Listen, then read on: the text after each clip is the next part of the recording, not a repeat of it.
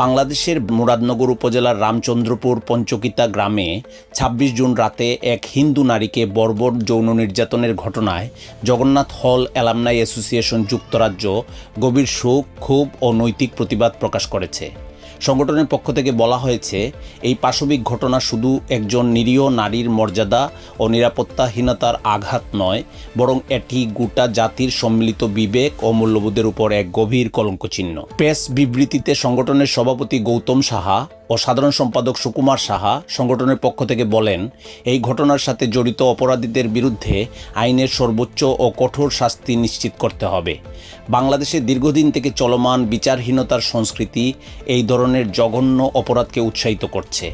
আমরা দেশে বিদেশে সকলে মিলে এই ঘটনার সুবিচারের জন্য আওয়াজ তুলব। তারা আরও বলেন, বাংলাদেশ একটি শান্তিপ্রিয় মানুষের দেশ হিসেবে পরিচিত, কিন্তু বারবার সংখ্যালঘু নারীদের উপর এমন বর্বরতা, রাষ্ট্রের নীরবতা ও জবাবদিহিহীনতার সংস্কৃতি আমাদের বিবেককে নাড়া দেয়। এখনই সময় মুখ বন্ধ করে না থেকে সত্য বলার, অন্যায়ের বিরুদ্ধে দাঁড়ানোর। যতক্ষণ পর্যন্ত হিন্দু নারীরা নিজেদের ঘরে বা সমাজে নিরাপদ বোধ না করবেন, ততক্ষণ পর্যন্ত এই দেশ সত্যিকারের অর্থে অগ্রসর হতে পারবে না। বিবৃতিতে সমাজের বিবেকবান নাগরিক, রাজনৈতিক দল, ধর্মীয় নেতৃবৃন্দ, প্রশাসন এবং আন্তর্জাতিক সম্প্রদায়ের প্রতি আহ্বান জানানো হয়, তারা যেন এই ঘটনার প্রতিবাদে ঐক্যবদ্ধ হন এবং এ ধরনের সহিংসতা বন্ধে কার্যকর পদক্ষেপ নেন।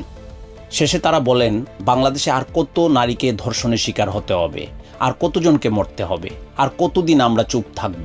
এই বর্বরতা আর সহ্য করা যাবে না। তারা জনগণের পক্ষ থেকে একটি ন্যায়ভিত্তিক, মানবিক ও নিরাপদ রাষ্ট্রকাঠামো ও সমাজ গঠনের আহ্বান জানান। এই বিবৃতি জগন্নাথ হল অ্যালামনাই অ্যাসোসিয়েশন যুক্তরাজ্যের পক্ষ থেকে পাঠানো হয়েছে এবং সংগঠনটি দেশে বিদেশে সংখ্যালঘু নারীদের নিরাপত্তা নিশ্চিত করতে সকল মানবিক, সাংগঠনিক ও আইনি পথে সোচ্চার থাকবে বলে প্রতিশ্রুতি ব্যক্ত করেছে। Air community news, London.